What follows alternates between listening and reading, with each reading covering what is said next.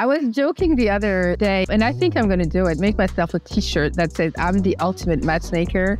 I mean, how would you feel if I just walked up to you and I say, hey, do you want to buy this from me? And I'm the only one who sells this, so you have no choice but just buy it from me. And I think that journey is really important. And if you end up signing a contract, it's like a marriage. Business partnership is worse than marriages, because marriages, you can literally divorce in like 30 seconds online. Very easy. You can just straight up walk out. With business, it was very hard. As a small business, I was often overlooked. I think at some point I was paying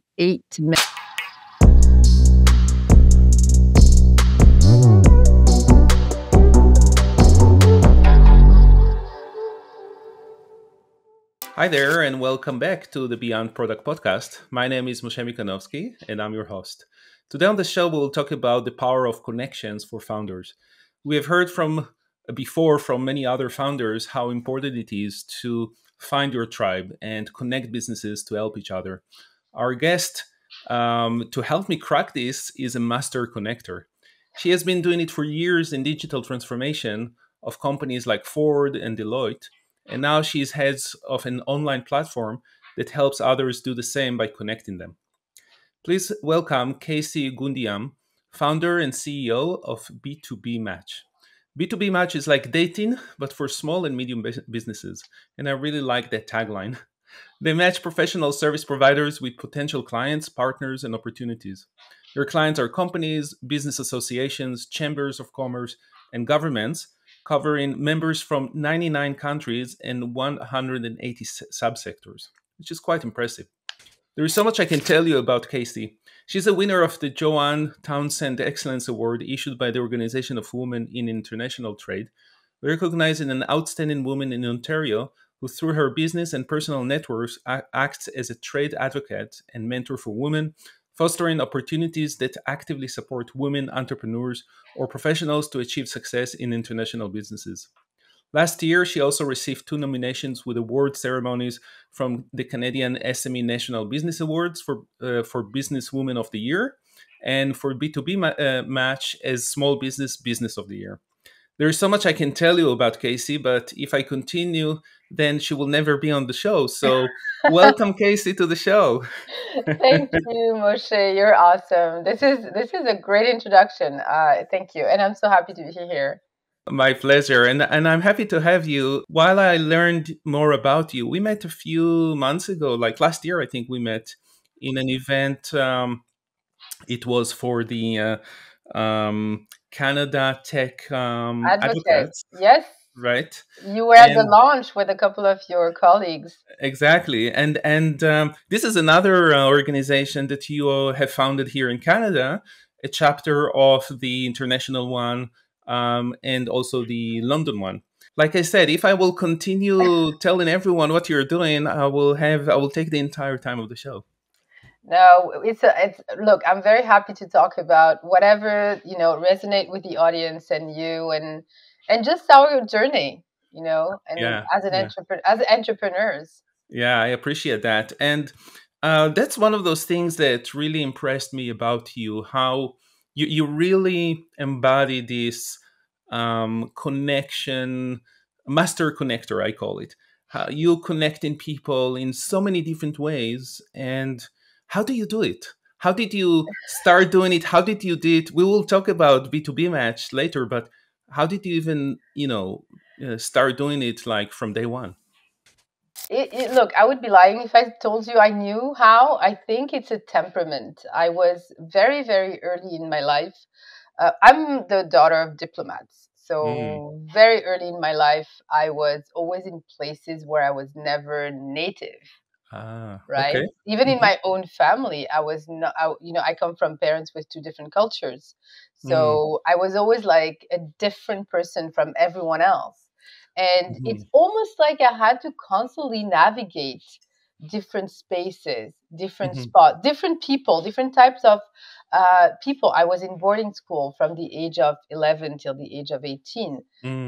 Very different environment there. And then I decided to leave that boarding school that was very, very exclusive to go and study in the US, in California, completely different. So I was constantly basically evolving in places where I had to, I want to say, rely on my own resources to break into the system, to understand how it worked. And I did not have a massive network growing up because my dad died when I was 9. So with him also died all the privileges of being, the daughter of somebody who was really well known. So all of a sudden I was on my own and I had to literally just figure out things by myself. So life did prepare you to that. So it's not like we're suggesting to people to go back in time or to throw themselves into situations like this. Don't do that. Don't do that. Don't do that. But it does sound like something there in the way that you had to, but not by choice, but by that just was your life. You had to deal with other people in different situations, out of your comfort zone, maybe, and just make a way for yourself. 100%. And people are often surprised, or not, when they know me well, they're not that surprised. But the boarding school I was in was a military background boarding school. So, I still have that very, very rigid way of looking at things. And I'm very structured. But at the same time, I can navigate multiple spaces. And it's funny you say that because, my household, sometimes that when I have calls, I know they can almost guess who I'm talking to or what kind of category of people I'm talking to on the phone, depending on either the tone of voice or the accent, because I can switch from French to English. It's just something I've learned to do. And then in time I've learned to refine it again as a survival mode. I don't think it was ever a specific choice or strategy of mine. But that seems to really make you who you are. And from everything I've seen and talked with you, I see that energy and that passion to connect people. I was joking the other day and say I should make myself, and I think I'm going to do it, make myself a T-shirt that says I'm the ultimate matchmaker, and just have, because I love connecting people. This is what this is what I'm about. This is what I love doing. I love make people connecting and doing things together, and one step and one person at a time, making great things for people. I really do believe we can do amazing things where us ordinary entrepreneurs and ordinary business people. Amazing. Let's talk a bit about, how do we create value by connecting people? The value that you're creating there, that you're passionate about. But, for people out there like founders or SMBs owners, what is it? Why is it important for them to create connections?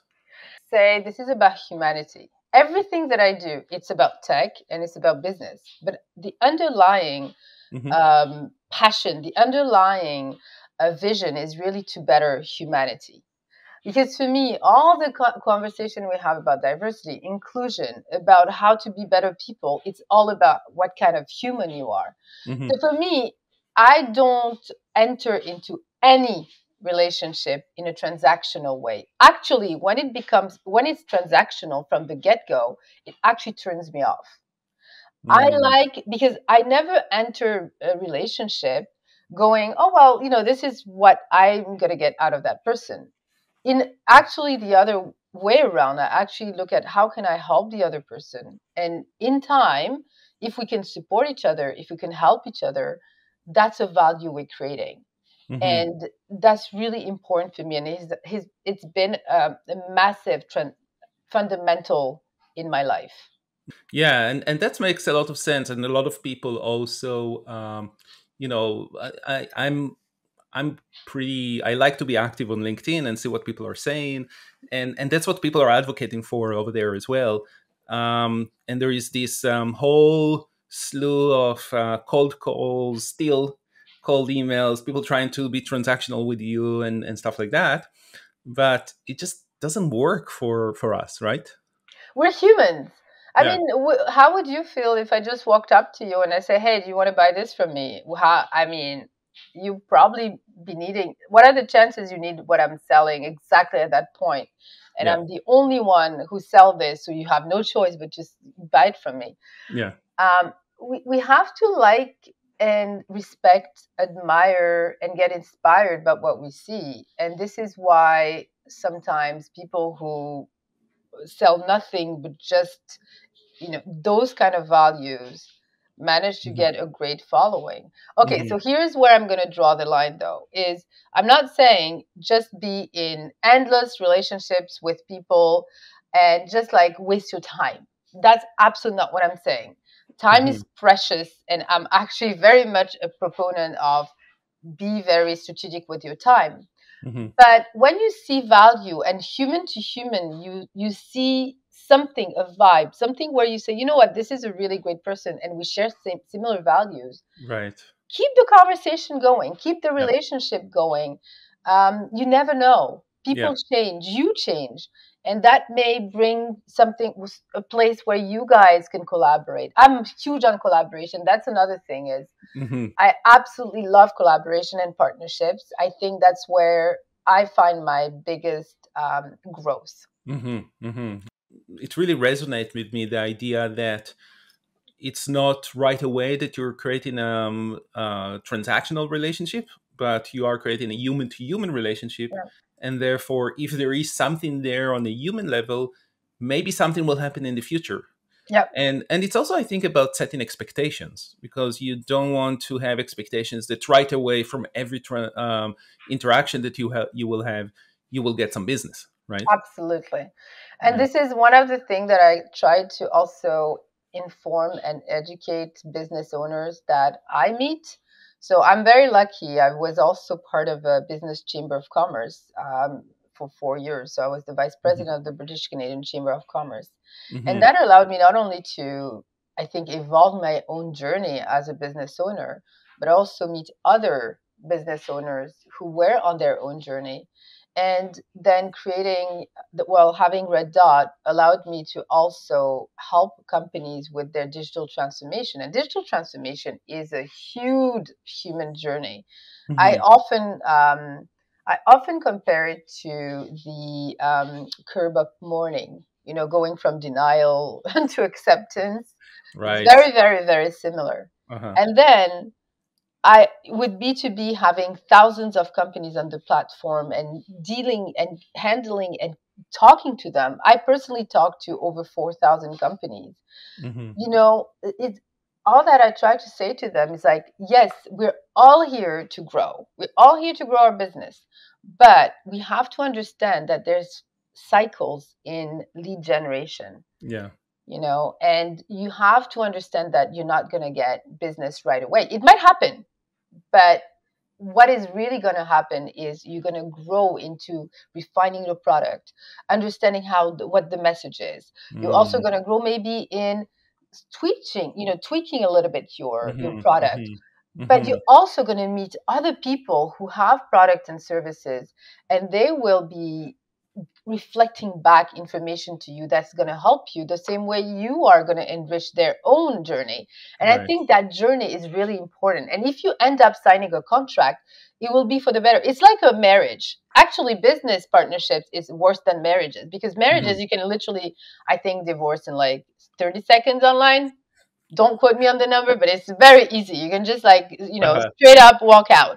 But Okay. with business, you have so many legal implications, so many heartache, so much, it's a lot. So you have to think about it like that. Hmm. Yeah, absolutely. And you mentioned that you are a member of the British Consulate Chamber of Commerce here in Toronto.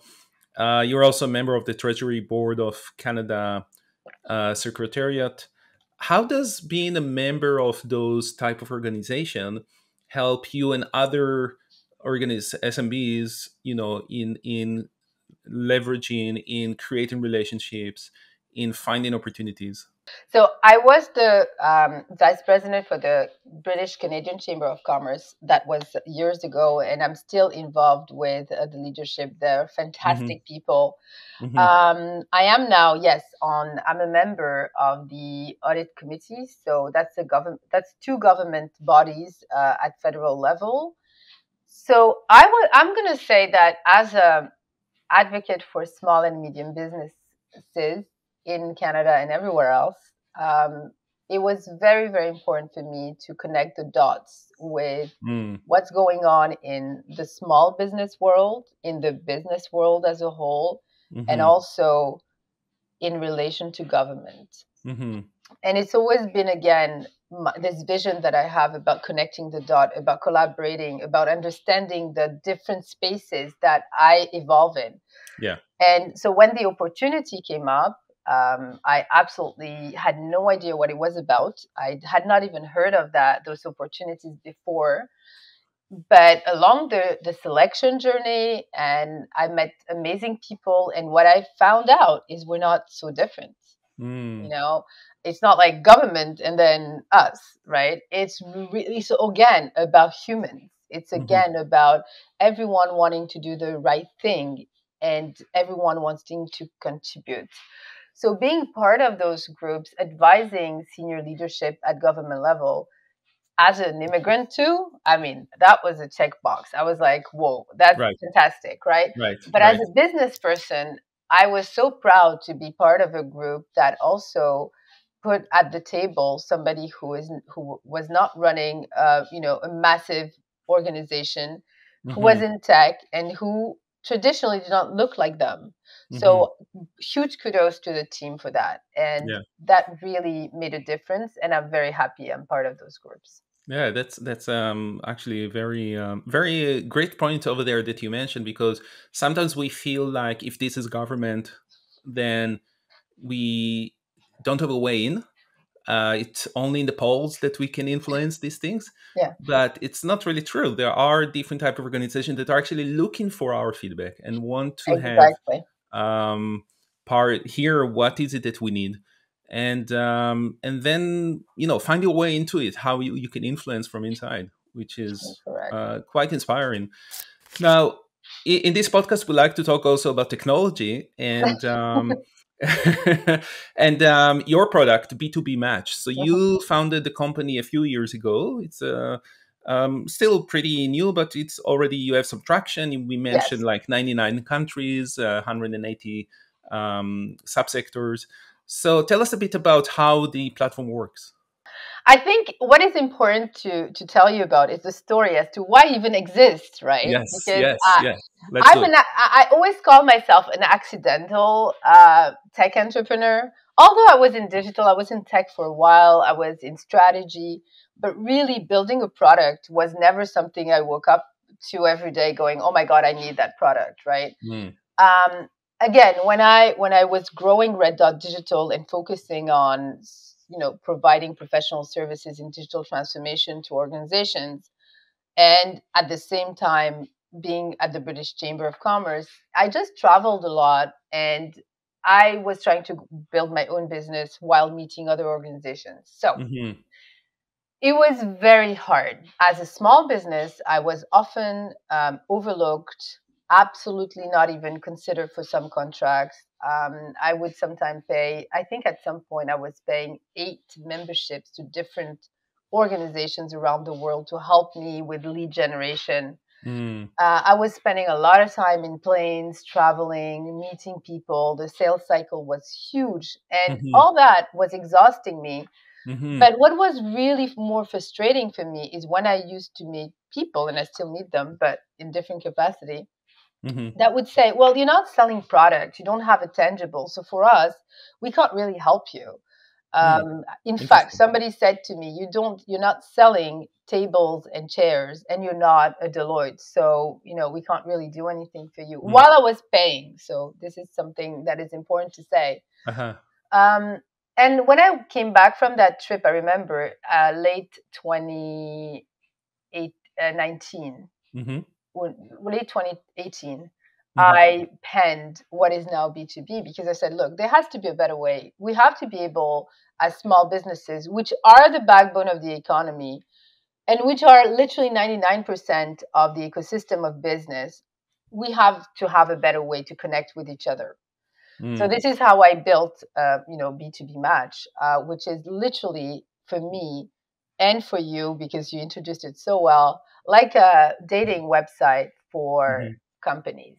So at B2BeeMatch, companies sign up, set up their profile. So we don't scrape the internet. It's important for me to mention this because there's many people ask, because it is a practice out there to scrape the internet and then to gather data and then to say, well, we have millions of companies and on the platform. That's not what we do.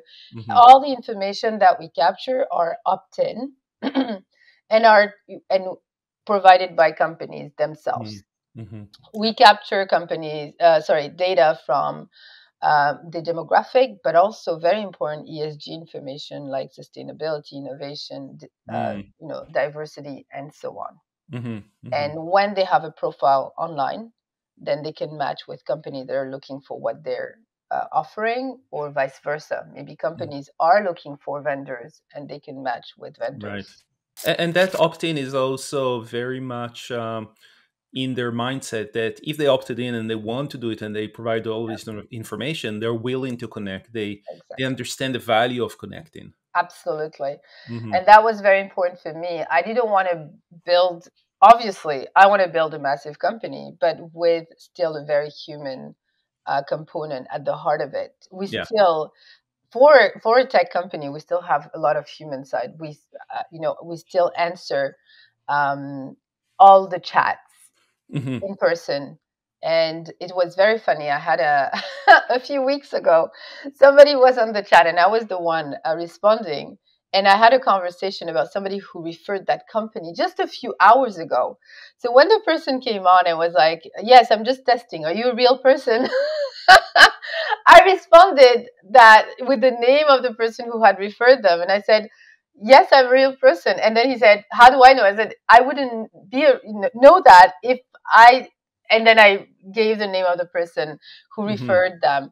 So those connections, even with technology, are really important, right? Yeah, absolutely. And we see what happens like on social media, like regular social media, that there are some fake accounts or accounts that are being taken over by some people for whatever reason. So people are more aware of these things and they're cautious about that. Yeah, they're more aware, but I think there's also massive misunderstanding. And it's normal. Technology is literally like this massive wave that's coming, in our face. Even as people who are in technology and who've been for years, everybody right now is talking about AI, for example. And I have to walk in rooms and be like, okay, we have to be reasonable about what is AI and what is not AI and what is, and explain. So rightfully, people are suspicious, and rightfully, they are also very confused. But I think we live in an age where we cannot be ignorant of things, and we have to really, really be even more vigilant about the information that's out there. So yes, I absolutely welcome questions like, are you real people? Yes, we are. And it has happened to us to have to, somebody would ask, are you real people? And then we would say, okay, let's just schedule a screen share. Let's call you. So we've done that a lot of time.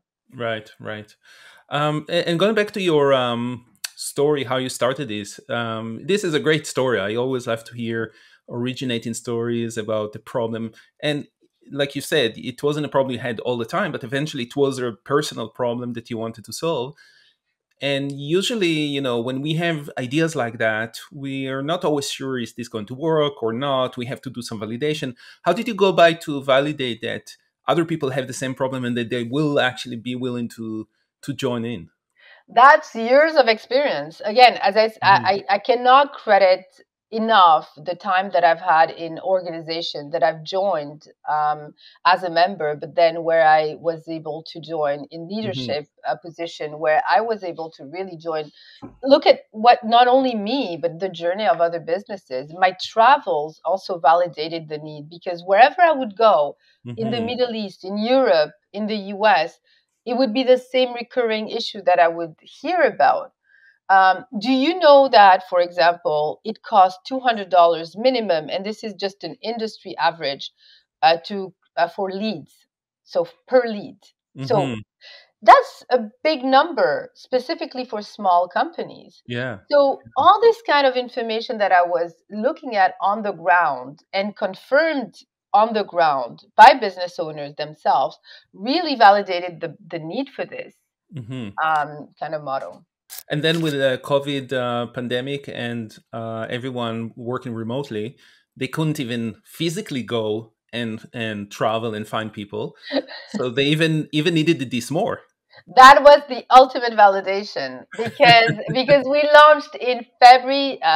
So it took us 9 months to develop the product, like to code it.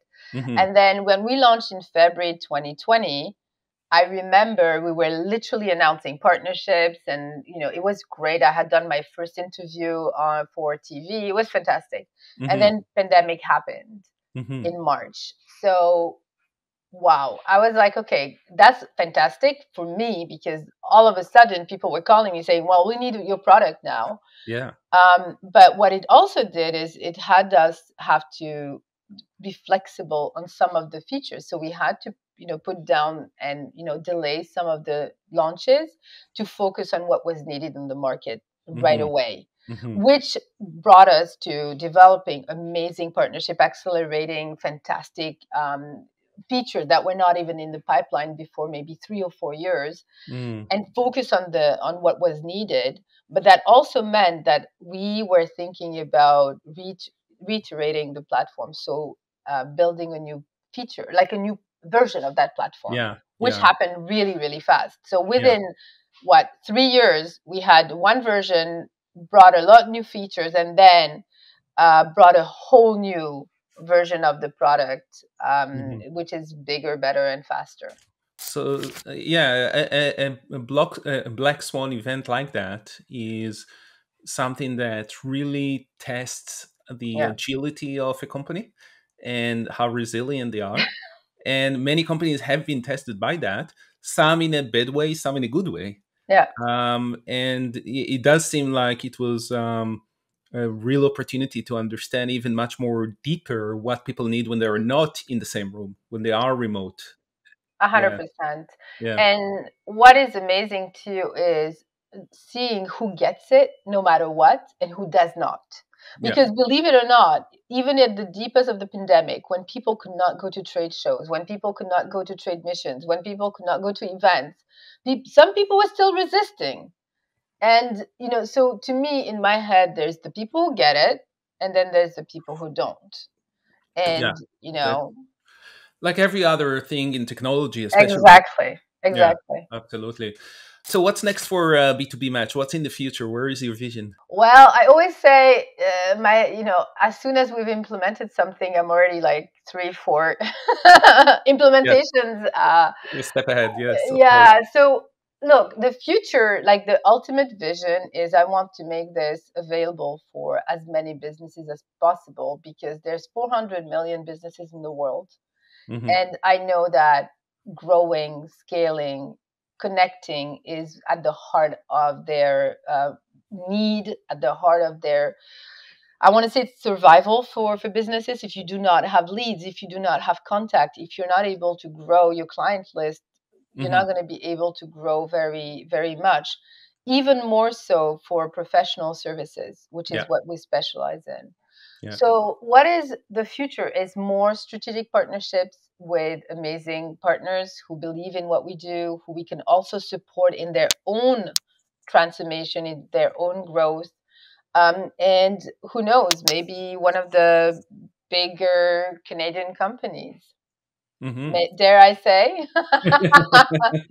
Yes. No, that there is always dreams like that, or visions where you're going. But as long as you keep that vision and be very, very focused on it, absolutely, that's part of the way of the founders and visionaries, right? It is focus, strategy, having also a good support group, very important. And I will not say that the journey of an entrepreneur is not lonely. What I'm saying is You have to be able to identify who you can go to when you need specifics. So you have to be, I want to say the one thing with entrepreneurs, you just have to be super quick and resourceful, and constantly on your feet, constantly. What I've learned, again, between who gets it and who doesn't, it's true along the line. It's true with clients, it's true with partners, it's true with investors, it's true with everyone. And just, if somebody doesn't get it, don't waste your time. Just move on, because they will not, so. Yeah. And these are great lessons, and which is a great segue to the next question I wanted to ask you about your founder journey. And what you just said about finding the right people to talk with, etc., it still connects with this: how do I connect with people? Who is the right people to connect with, and to invest the right energy, with the right people? Do you feel that your background and your abilities there help you also in that as a founder? Absolutely. Again, I don't go to people say, "Hey, can you mentor me?" That's never happened. I will go to people and try to learn about them. Them hopefully learn about me. And as we go along, I will identify their strengths, and I will identify where maybe they could be part of the journey. So for me, integration into any kind of role in my life and ecosystem is very natural. So I do see how you definitely in the right place, mindset wise, and that's exactly what you're doing. You're connecting people to also connect with people to help in your journey. What tip would you give other founders that don't find it so easy to do? They don't have the right connection skills. Yeah, that's something that is a very good topic, because as you said in the very beginning, we can't go back to our own life and change things so that it impacts Yeah. the present. Would think that, eh, as we, and this is probably a wink to maturity as well. I want to believe that as you mature as who you are, it doesn't matter your age. Again, I'm not talking about age. I'm talking about maturing as who you are, and life experience.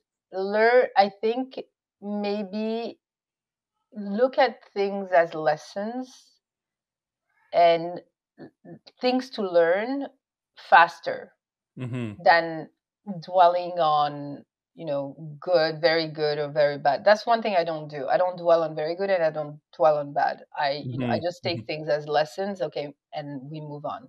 Yeah. So, and that's something I had to learn. I come from a culture where, you know, everything is something you don't really decide on your own life. It's God who, who pretty much decides on your destiny, and your destiny is written, and anything that is done to you, or any, so a bit of victim mentality kind of situation. Yeah. I had to, to learn early on that, hey, that's not how it works. And so I think this is something also to learn. If you're going to become an entrepreneur, you have to be a student. I mean, there's no way around it. We've glamorized entrepreneurship. We made it accessible, which is fantastic. But we've also made it too accessible. And therefore, many people who may not want to be entrepreneurs try it, which is fantastic. But it's not something for everyone. You have to make so many sacrifices, including with your own person. And you also, and it's a gift, but you're going to get the instant feedback. So you have to have really thick skin. Yeah. So I want to say it's all, again, a journey about who you are, your maturity, what you've learned, what you're willing to learn, what you're willing to sacrifice, who's you're willing to sacrifice as well. Yeah. And just know that it's a vocation. For me, it's a vocation. It's not something I do 9 to 5. Yeah, absolutely. This is there is a lot of things that you mentioned over there that if I try to summarize it, it's about learning, being in the learning mindset.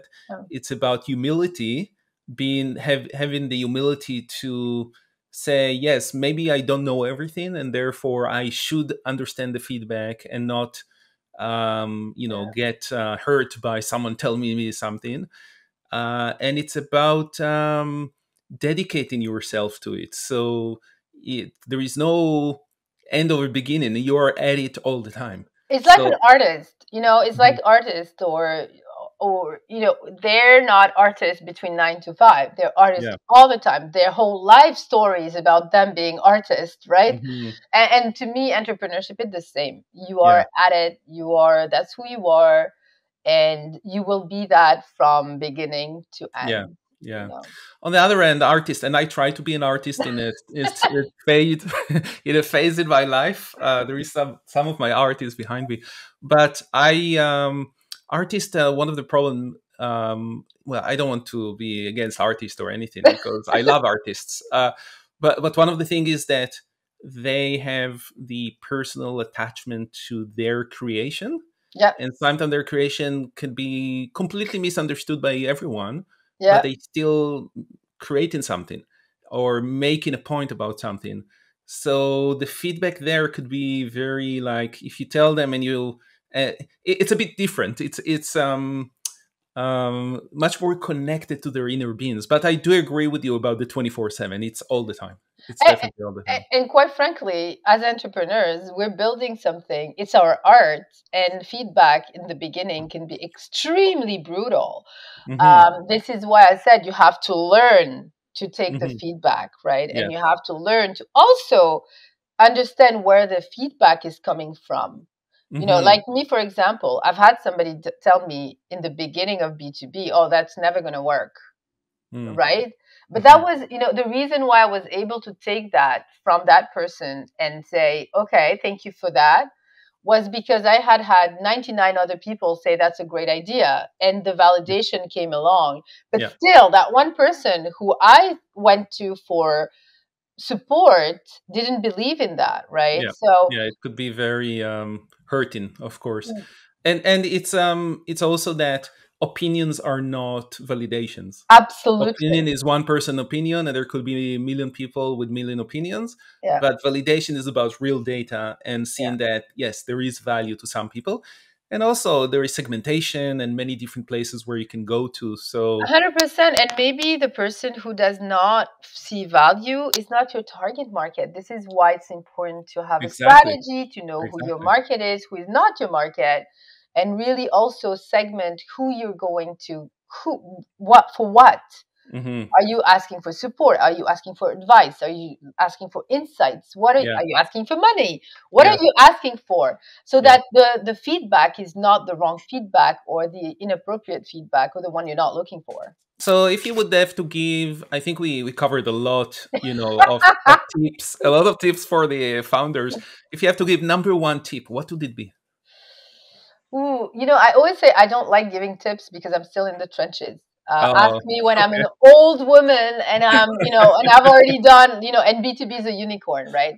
But there's no tips. There's more my own life, my own Hmm. journey. Hmm. And I always want to never give up. That's one thing that I say to everyone who asks me for help is I said, don't give up. If you're Hmm. in it, if this is your life, don't give up. Yeah. One last question I have is about diversity, and I know you're very vocal about it. You're very strong advocate for diversity at work, etc., and as businesses. You mentioned it before. You have a very unique, even in Canada. You are also a francophone. Yeah. So there is the French speakers and the English speakers, and unfortunately, I don't speak French, so I can't even converse with you in French, even though I But you live in probably Canada. speak a lot of other language. This is the thing, is the diversity of Canada, right? Yes, We exactly. So how do you see that playing a role in making businesses better, connecting better, maybe opportunities that you don't have otherwise? And you'll know that because you're also from a different culture like me and you Yes. speak other languages. And what I love is accents. I absolutely love accents. All Hmm. of them, even the accents who are native to a place, I just love them. Hmm. And I think diversity I mean, there's the case for diversity shouldn't be made anymore. We perform better, we're faster, it's bigger, better products. I mean, I'm not making a case for diversity. Um, but I'm an advocate as when I show up in a room, I'm an advocate for diversity and inclusion. Often I'm the only one who looks like me in rooms or who even sounds like me in a room. This is why I also absolutely appreciate those two markets. I mostly worked in the English sector while being a francophone. So when I started to have francophone, French-speaking clients, it was a surprise because people didn't know I spoke French. And I operated in French, and I grew up actually speaking French. So it allowed me to really reach not only one market, which is the English market, but also the francophone market, which is huge in Canada. Yeah. It is a niche market, but it's still a very significant one, Yes. and allowed us to have partnerships with business associations that are French speaking and who have services, who need services. So by bridging those two groups, really enrich not only my own journey again to be able to bridge groups that are usually operating in separate ways, but also opportunities. It amplified my opportunities. So that's another thing where you're going to go back and say, okay, so collaboration, and networking and connection. Yeah, and that's yeah, and you're right. I sometimes forget I've been here for so many years. I know I don't forget my origins or anything, but everyone has an accent over here, and if you don't have an accent, you are like different actually. And I forget how in other countries, in other locations, and you're seeing it because you're traveling around the world still, and you have clients from all over the world. Some places are not as diverse as Toronto, so it's important to be advocate for that as well. 100%. You can go to places today, 2024, and be told things that are outrageous, like women don't do strategy, or oh, you're the, well, I get that here too, which is, oh, you're the founder. But I think it's very important to embody our values. Absolutely. And just again, it's about humanity. That's all it is. Going back to the start that it is honest.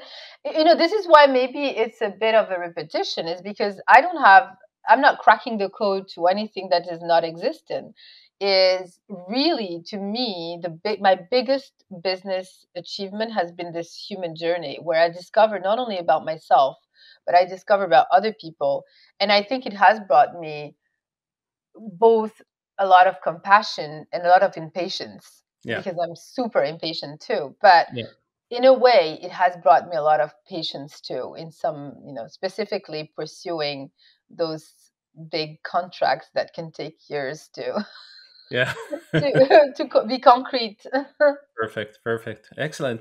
So we are going to mention where people can reach you. B2B, it's spelled B, the letter B, to the number 2. Like this. Well, it's backwards, but yeah, go. It's like here. Yes, no, we can say it. We can say it B2B match.com. So check it out, and also on LinkedIn, people can connect with you. Absolutely. Is there anything that when people connect with you, you want to ask them, like any ask from you to our audience, or what reasons they want to connect with you? Yeah, it's always great to know why they want to reach out to me, what they heard, or where even they heard, from, so that I can go back to you and ricochet and say, hey, I got somebody from the podcast. Awesome. And it's also, I think it's, one thing we can mention about the B, why the BEE, is because when we were toying around the names, I went with, I wanted something Latin because I absolutely love Latin, and I wanted it just didn't work. And we went with the animal rain, and what kept sticking is the B, because the B symbol is huge. The B symbol for me, it means, and by the way, I'm terrified of bees, like the real bees, which is it's very funny because the visuals and all creep completely. I had to really work on myself. But why the bee made so much sense is because it's an endangered species, like the SMEs, like the small businesses. it's also a species, like when they come together and work together, they create honey Amazing stuff. and Yeah. amazing ecosystems.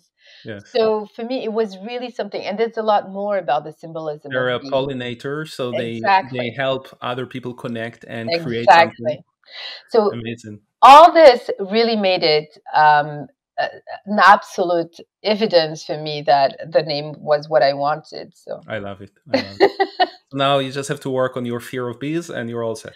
I am, but it's still a fear. But I'm As not long as you're running. not allergic. As long as you're not I'm not. But I used to run a mile and very fast with bees. Now I'm at least able to stand still.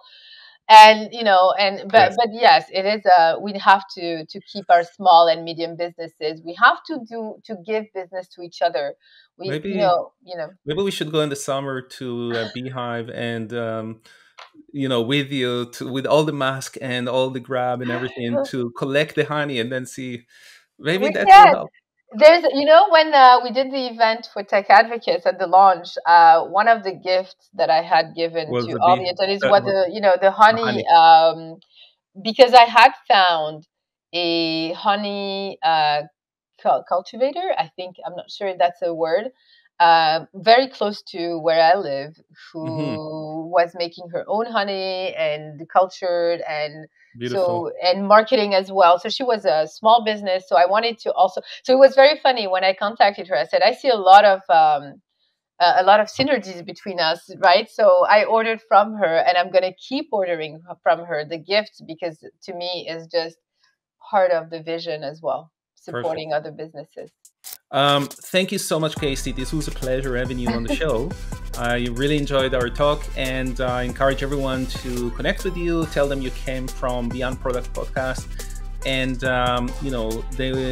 what interesting tidbits they can teach us, right? So, Absolutely. thank you so much.